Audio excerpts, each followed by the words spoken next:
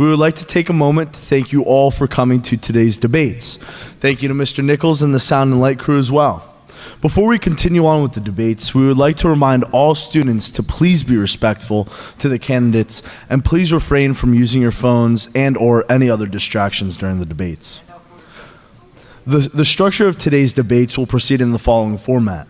You'll hear two debates today. The first will focus on the mandatory Pledge of Allegiance in Morris County schools. The speakers will be Vincent Pagliucci of the Munch Party and Ali Squillace of the Matrix Party. The second debate will focus on mandating the sale of electric cars in New Jersey. The speakers for this will be Tyler Lukowski of the Munch Party and Gia Datwani of the Matrix Party. Each speaker will be given a total of 7 minutes to speak and answer questions. After each speaker presents their speech, the opposing speaker will have an opportunity to ask one question. After both speakers present their arguments, the audience will be allowed to ask 2 questions. After both debates have been completed, we will open up the floor for questions from the audience. Thank you, and may I have both the candidates, Mr. Pagliucci and Mrs. Squillace, up to the stand, as well as their campaign managers.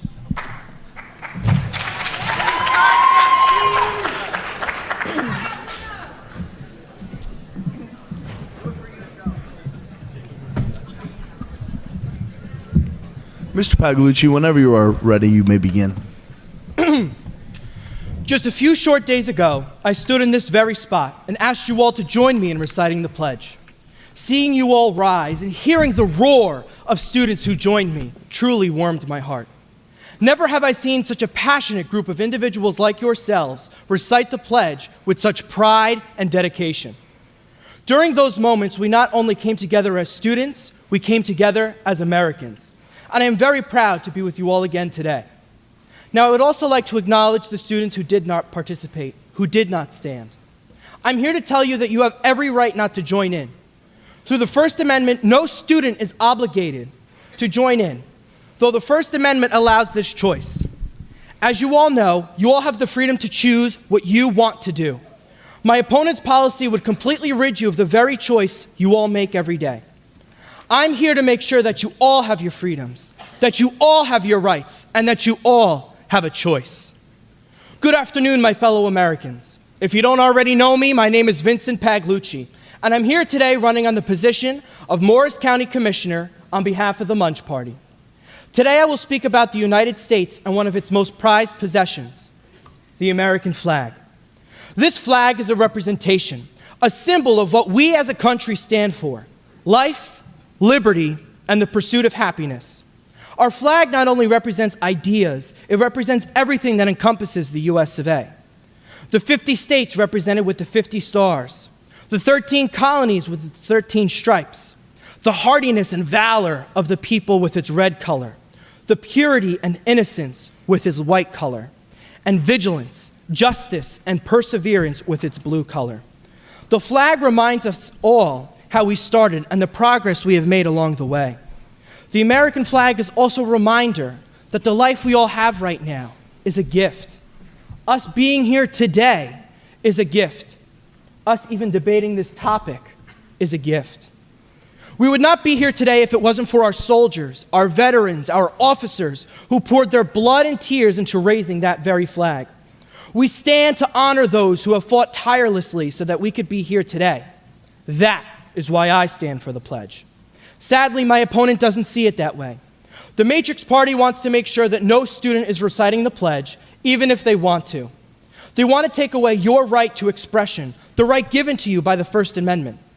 It's mind-boggling how someone can think it's okay to take away the rights that you are given as an American. My opponent feels that no student should be pressured or to feel obligated to stand. But guess what? You don't have to. The NJ statute previously stated that all school districts were required to salute and recite the Pledge of Allegiance.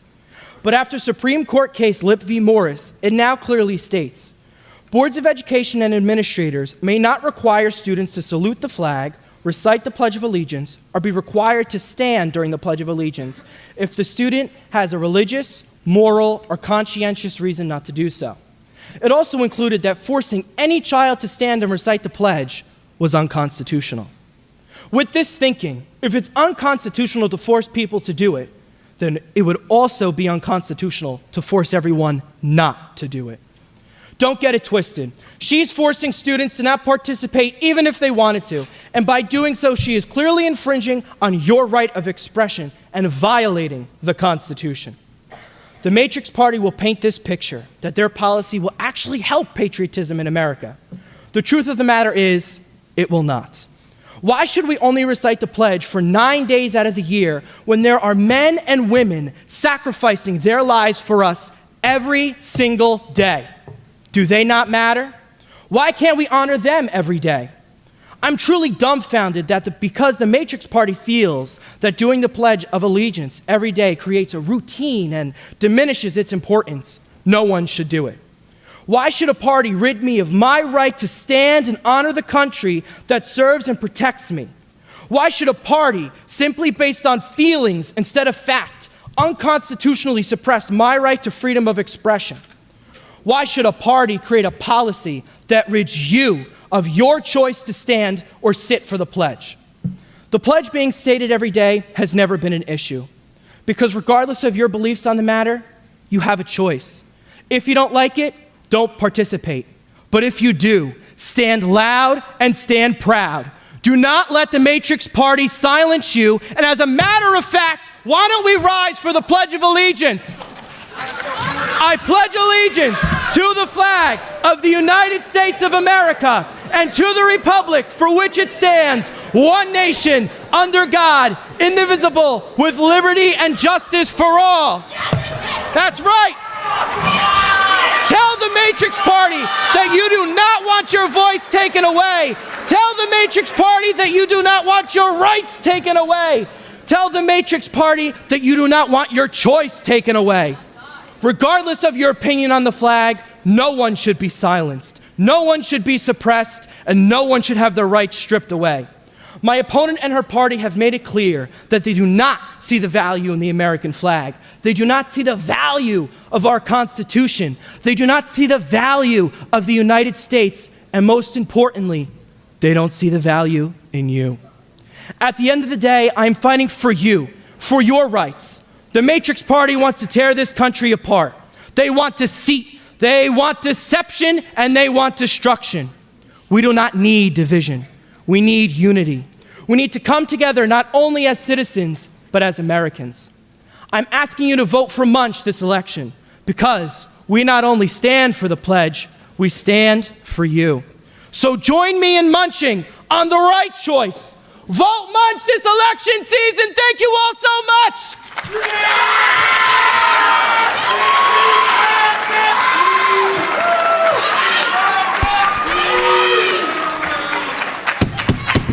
Mrs. Squalacci, may I ask your question?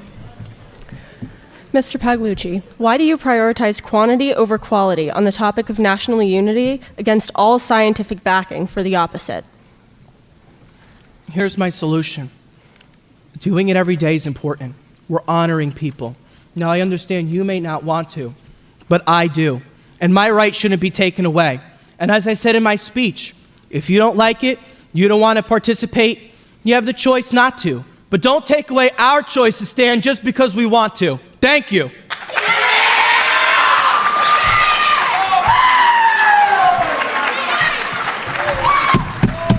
Decorum. Ms. Squalacci, you may begin. Good afternoon, Viking Nation, and welcome back to the IPLE election debates. My name is Ali Squalacci, and I'm running for the position of County Commissioner for the Matrix Party. To start, I'd like to concede one thing to my opponent. He's a true politician. I admire his public speaking ability and his showmanship. However, altering the scope of debate and using buzzwords can only get you so far as an elected official. Today, I'd like to clarify my position for you, the constituents of this county, and dispel any misconceptions about my platform that you may have developed by no fault of your own. This is not a question of freedom. I'm not preventing you from saying or doing anything. Your First Amendment freedom of speech and expression will not be affected by this policy. You can express your patriotism or your protest in any way you'd like. You can still do the pledge anytime you want, I'm not banning it. This is actually a question of quality or quantity. Right now, the pledge is conducted by the school every morning, every day. It's a routine, just as much as the bells that start and end class. I'm not trying to strip an important tradition, I'm trying to make that very tradition more important. While the pledge may not be said at the beginning of every day, it'll still be recited on the days and anniversaries of important occasions to our nation by students across the county. I'll list those for you again. Labor Day, 9/11, Election Day, Veterans Day, Pearl Harbor Day, President's Day, Memorial Day, D-Day, and Independence Day. Schools are off on many of these days. It'll be said on the closest available school day. It will not be skipped. For example, schools will conduct the pledge on the last day of school in the case of Independence Day, 4th of July, because it falls during summer break. So, I'd like to know, how many US 2 teachers do we have in the audience? Anybody? Okay. I'd like to ask you a question. How many kids per year know when Pearl Harbor Day is? Exactly. December 7th. Thank you, guys. Okay, so we have 2 in the audience. We have 2 in the audience of, what, roughly 200? 1%. Not great stats. These days that have nearly been lost to history are still just as important to our country as the days that we celebrate. I don't want the knowledge of these special occasions to be doomed to obscurity, only being known by certain scholars of history. There's also the common misconception that I'm anti-patriotic due to not just my viewpoint, but my actions in kneeling or sitting to protest during the pledge. I'm not against the country itself, nor am I even against the pledge itself. However, what I'm against are the actions of our nation. By protesting, I'm doing my civic duty to the nation as the founding fathers intended. They didn't write the pledge, but they wrote these words in the Declaration of Independence that I hold as my philosophy. Whenever any form of government becomes destructive of these ends, it's the right of the people to alter or abolish it and to institute new government, laying its foundation on such principles. These are the words that they'd recognize. And before anyone gets alarmist, no, I don't want the government abolished. I want there to be liberty and justice for all.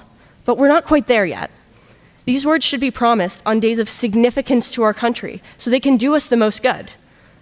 These words, however, important to you, important to all of us, can do nothing on autopilot. We have to take action. As some of you may remember, there's scientific evidence for my argument. A psychological phenomenon called alarm fatigue states that the more we hear something, the less it means. That's right. Scientifically, quality has a greater effect on the brain than quantity. There are so many stories in the real world that exemplify this, but the most widely known is the boy who cried wolf. The boy had an important job as a shepherd, to warn the villagers when the flock was under attack. For attention, he cried wolf over and over each night. But the villagers didn't know when it was the night that the wolf finally arrived. How are they supposed to know? It wasn't any different. How are they supposed to know that their flock was under attack? They couldn't. So tell me, how are students supposed to be the ones that somehow resist this proven psychological phenomenon? How are special occasions supposed to stand out if we say the same words every morning, if we cry wolf? The truth is that they can't. The words become meaningless, and the days that should be celebrated fade into everyday monotony. If you don't want this, vote Matrix.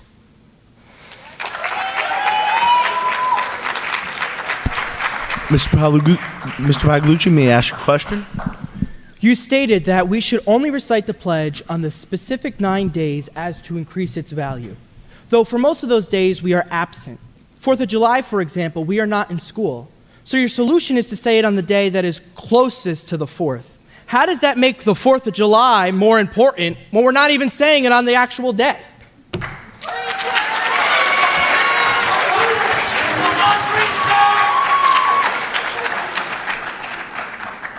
If you remember from my first speech, I gave the example of Independence Day.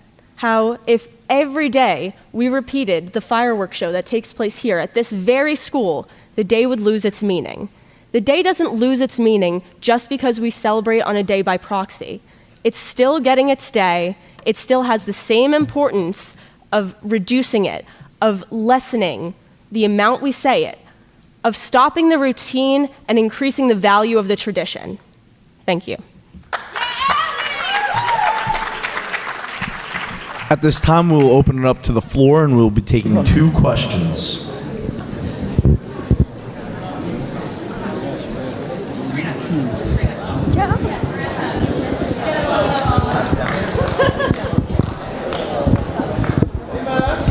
So I have a question for the Matrix Party. If you said that doing the fireworks every day makes it less special on the 4th of July, do you not tell your parents you love them every day because it makes it less special?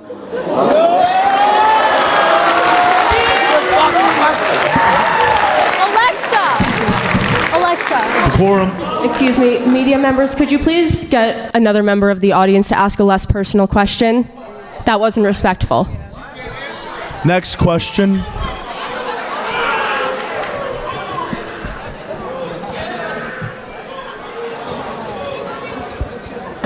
Did you call me a media member?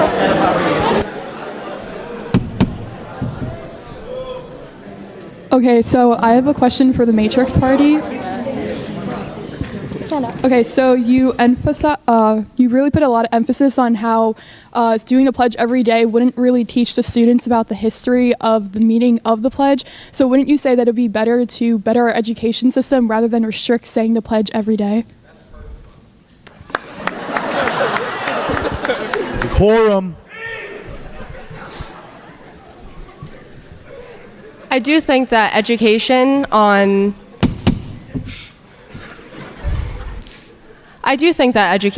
these days, an increased education on these days, would help better our students' understanding and appreciation of these days. But what it would also do is exactly what my opponent thinks that I'm trying to end. It would increase the appreciation of the value of the flag, the value of the Constitution, the value of the nation, and the value of you.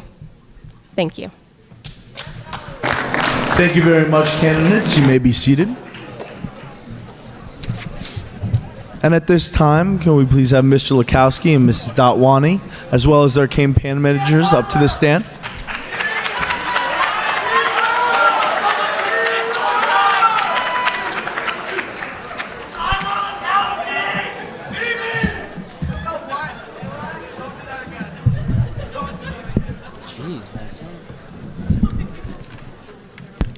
Mr. Lukowski, when you are ready, you may begin.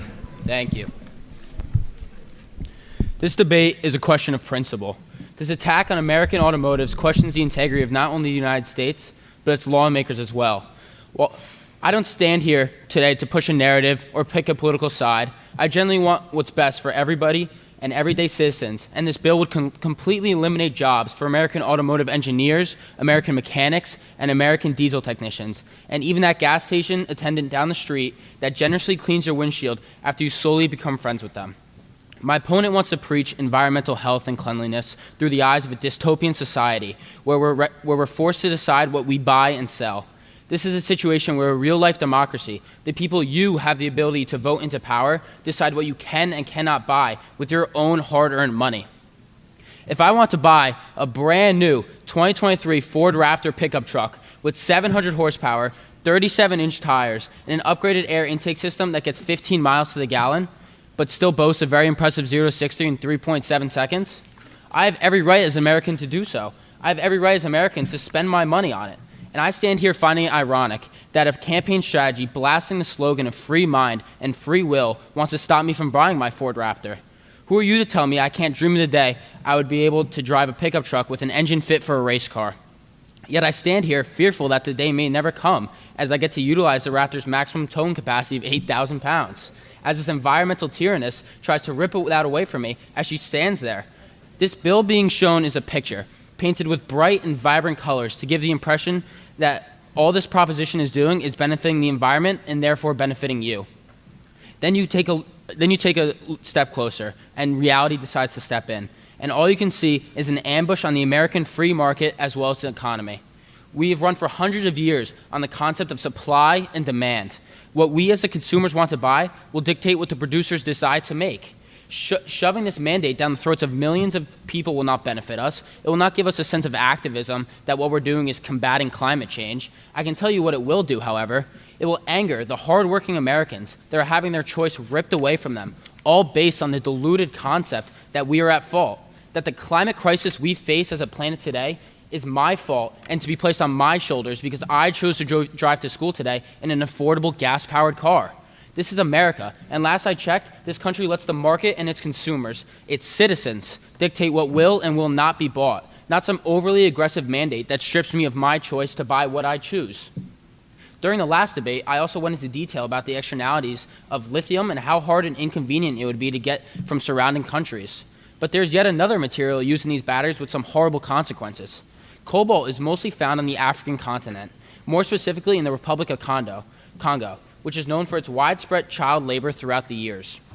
A team of scientists visited the cobalt mines and found, and I quote from the scientists, an increase in violence, substance abuse, food and water insecurity, and physical and mental health challenges paired with community members losing communal land, farmland, and their very homes.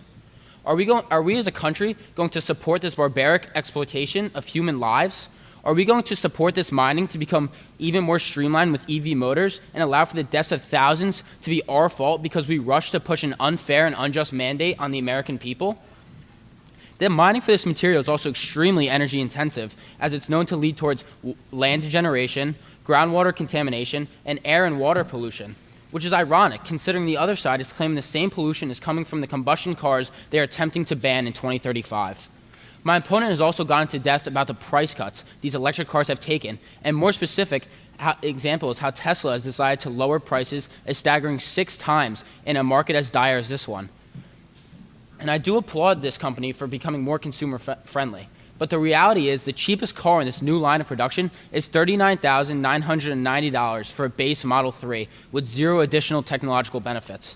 The most common car on American roads today is the Toyota Camry, and the brand new 2023 model costs $26,220 MSRP.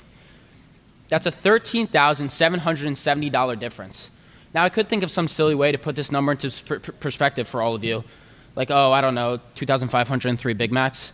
But, or something more serious, such as every $1 towards nohungrykid.org can create an additional 10 meals for children. I'm not saying you have to donate this extra money, not spent on a car, but that's the beauty of choice. That's the beauty of being an American citizen. I don't get to decide what you do with your money as a lawmaker. Only you get to decide. But this bill wants to strip you of that right. That's $13,770 you lose the ability to spend on whatever you please. I'm not here to advocate against the production of electric cars entirely, as their progressive mindset is in the right place. I think going forward, America looking to have a healthier impact on the planet is truly amazing. At this current time, however, the technology is just not there to produce these cars and create them in a way that's truly as beneficial as my opponent wants to claim. I want this planet to be even better for my kids and even better for their kids. But eliminating my choice and my ability to spend my money how I want is not a way to get there. At the very least, it is way too early to even consider this ban when we look to where technology currently is. You as Americans live in a country where choice is mandated. The government isn't here to make your decisions for you. And at the very least, I want to preserve the ideals that we are one of the greatest countries in the world with our unlimited economic opportunity, and with that comes the idea of choice. Combustion cars make up 99.4% of the vehicles on U.S. roads, and now we want to eliminate this. We want to mine for materials that put human lives at risk. We want to create an even more unaffordable market of cars that makes it even harder for Americans to live each and every day, to get to work, to get to school, to get where they need to go. Make the right decision and vote Munch to keep your choice. Thank you.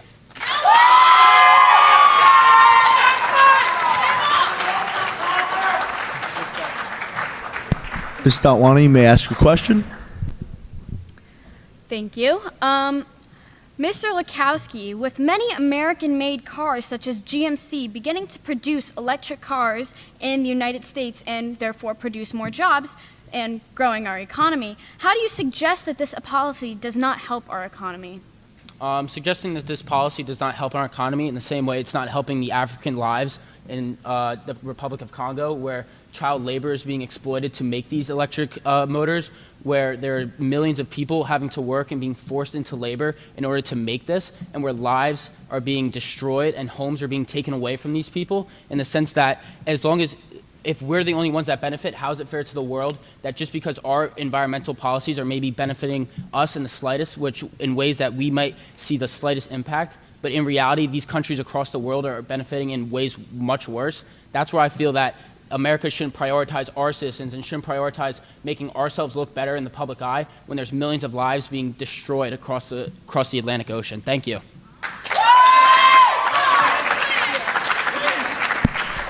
Ms. Datwani, you may begin when you are ready. Thank you.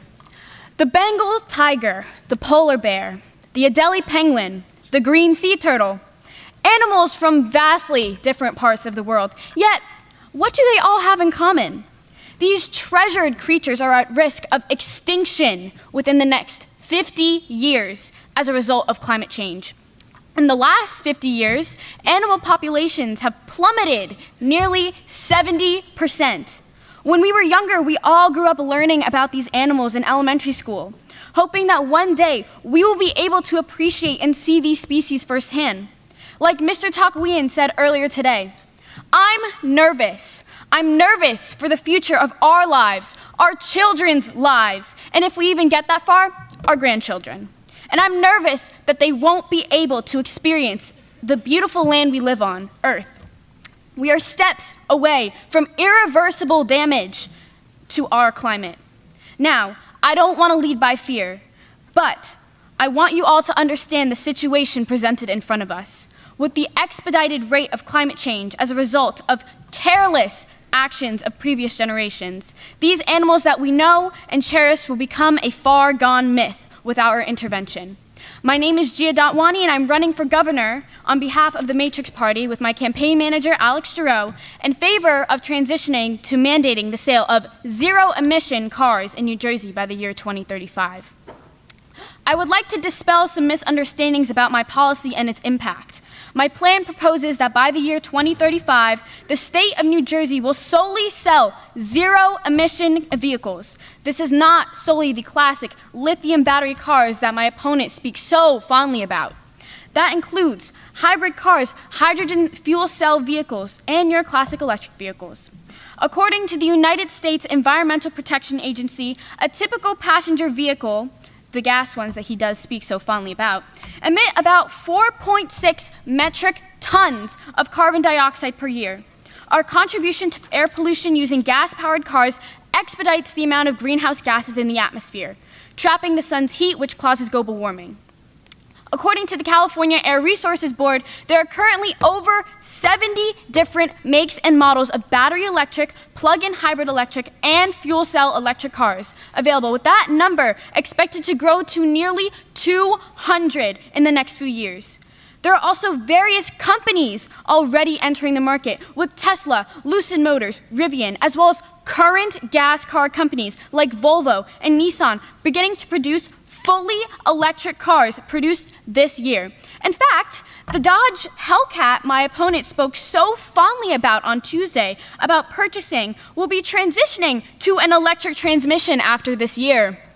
That being said, there is no shortage of demand in this market, and other car companies will follow in this ever-growing pursuit, as it will become a more and more marketable and profitable industry. The technology that we have right now will just progress even further until we have the best solution. Even still, our plan here is the best that the world has come up with so far, and it is definitely better than the Munch Party's lack of action and non-existent plan. What I propose is for us to do our part in preventing global climate change and have New Jersey adopt the same plan as California and New York have already done. Two other leading progressive states. My opponent has painted a picture that my plan prevents your freedom to choose what car you want. No, you can keep your gas-powered car. The plan is just to mandate the sale of zero-emission cars. You can still drive your gas car. Gas stations will still be available. Again, you can keep your gas car. They just won't be sold by 2035.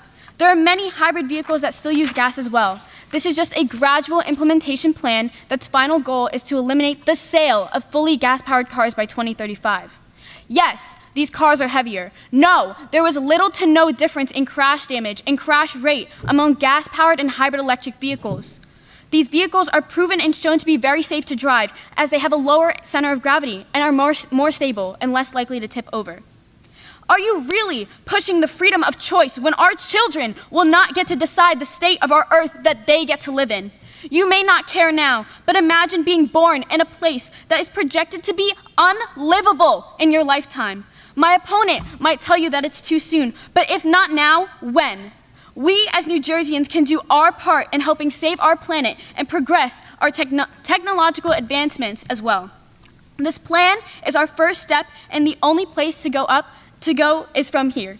To go is up from here. If you vote for me, we will actively help solve climate change. We have the power to achieve something that we thought might never be possible. Reduce carbon emissions and air pollution by voting green and clean. Let's save the earth together, one vehicle at a time. Free your mind. Thank you.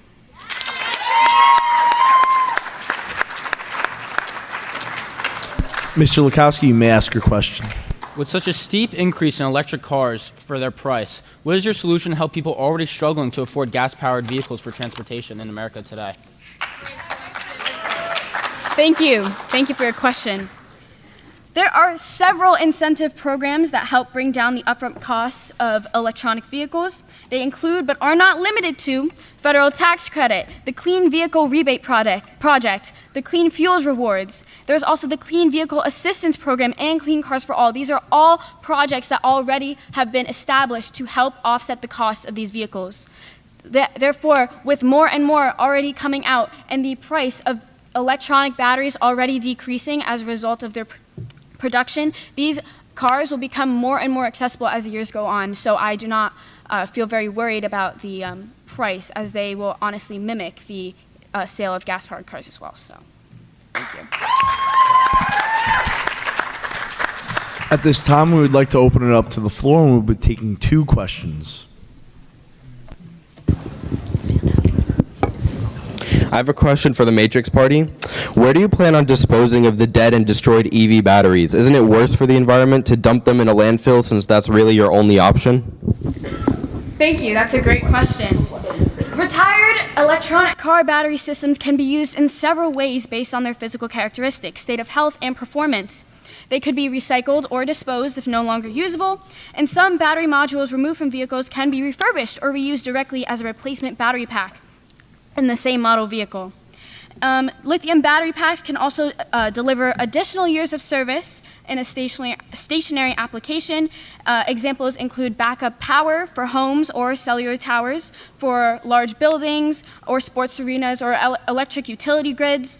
And this will reduce the demand for newly mined minerals used in the production of new energy storage. So it does end up helping our environment for the better. So thank you.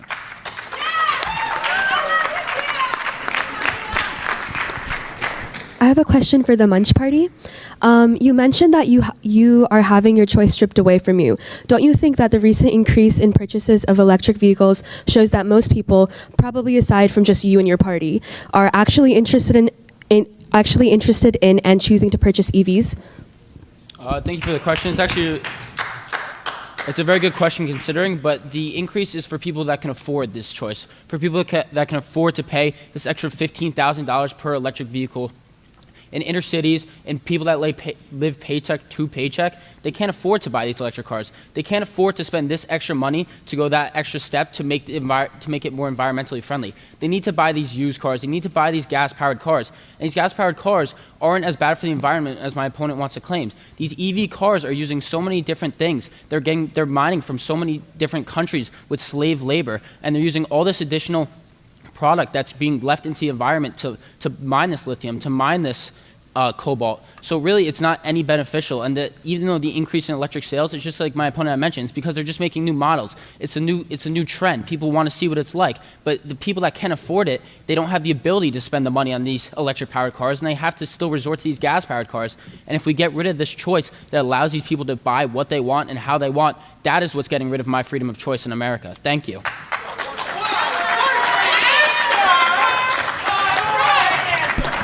Thank you very much, candidates. This time we'll be inviting Mr. Pagalucci and Mrs. Squilacci back to the stage, as well as their campaign managers, and we'll open it up to the floor for any question.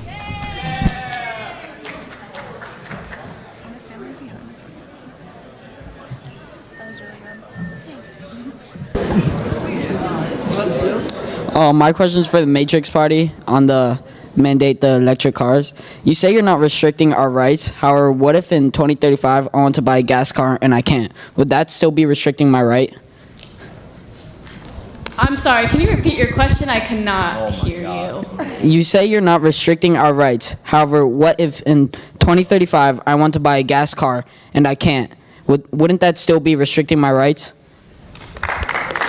Thank you for your question. That's a great question. There's actually a couple ways that you can still buy a gas-powered vehicle if you really wanted to.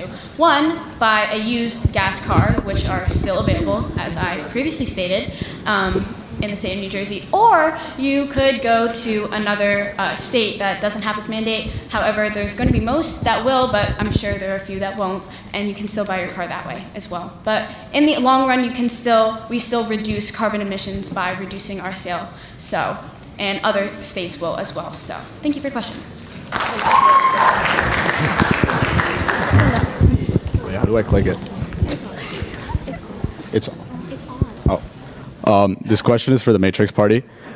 You say that you want to protect the futures of our children, but I have to ask, as many of you might know, EV cars are a lot faster than gas cars because of the instant torque they provide. And because of that, what do you have to say about the safety of the children driving those cars? Because cars such as Tesla do have like modes such as track mode. And one of my friends recently actually just crashed his car in track mode. So, oh my God. And he was... Decorum, please. Decorum. Thank you for your question. With this new electronic car companies producing more and more cars every day, there's also, with the production of new transmissions and new ways of going about that, you also have new safety features involved as well, which will also help. So I think as you also have seen electric cars before, that there are many new safety features that they involve that include blind spot detection, whatnot, and yeah, so they'll still be safe in the long run as you still have those as well. So.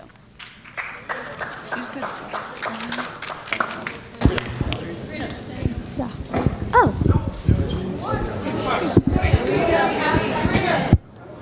This question is for the Matrix Party on the batteries. How can you ensure that the switch to electric cars doesn't disproportionately impact rural communities or other areas where access to charging infrastructure may be limited?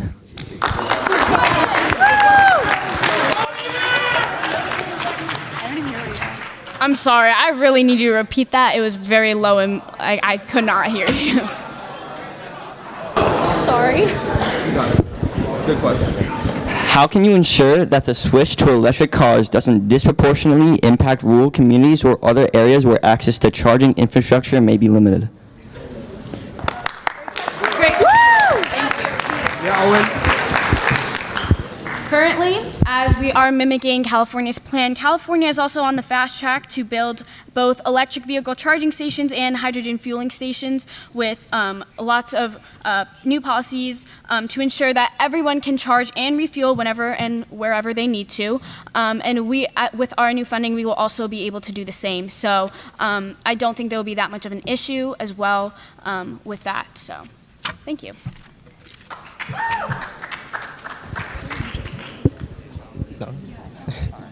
All right, I got a question for the Vincent of the Munch Party. So my grades are very important to me, and as someone who takes 2 AP math classes in the morning, I value every second on tests to make sure to keep working till I get to the bell. So how will you prevent the pledge from damaging my and other students' grades?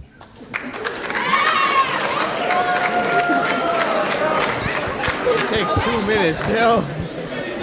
The Pledge of Allegiance is not that long of a tradition. In the school day, there is built in a homeroom few minutes so that you're allowed to do the Pledge of Allegiance during that time. So it wouldn't hinder your ability to take a test you know, you see the value of taking a test and doing well in school. I also see the value of the men and women who sacrifice their life for us every day. So if I could take 20 seconds out of my day to do the pledge, I'll do it proudly. Thank you.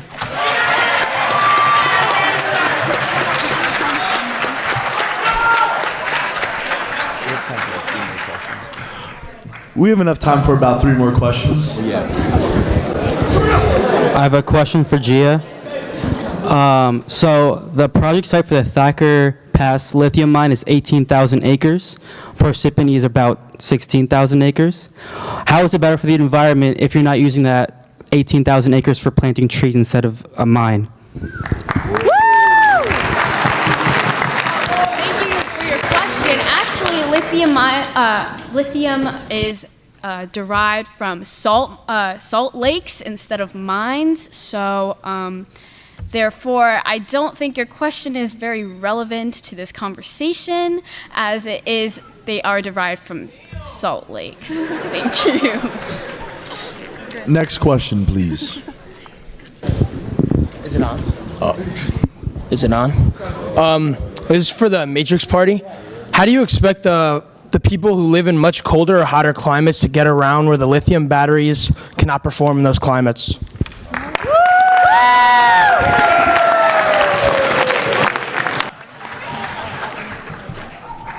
Thank you for your question. Yes, electric vehicles can be driven in both extremely hot and cold weather. Cold weather can reduce range, but with longer range electric vehicles on the market, and with little planning, this won't impact the vehicle's ability to get you where you need to go. Also, some automakers are adding technologies that help control the temperature of the battery to counteract impacts from extremely hot or cold weather. And the good news is that electric vehicles are already popular and work for drivers in the Northeast or the East Coast, and make up over 70% of all car sales in Norway, who also do electric cars, and they live in a very cold area. So with that being said, you can still, with that proof that electric vehicles do work in those climates. So thank you. And with that, we have just enough time for one more question. Go ahead. You sure?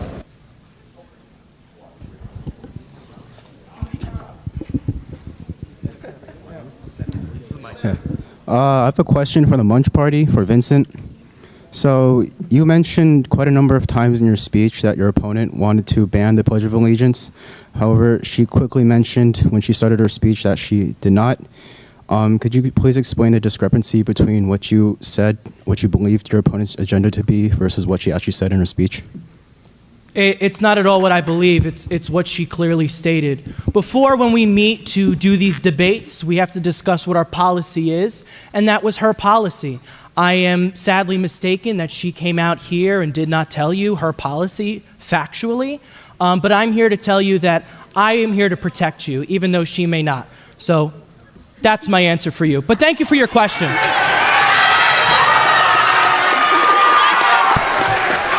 Thank you, everyone, today. Thank you for your patience. Thank you for your time and cooperation. Voting will be on Monday.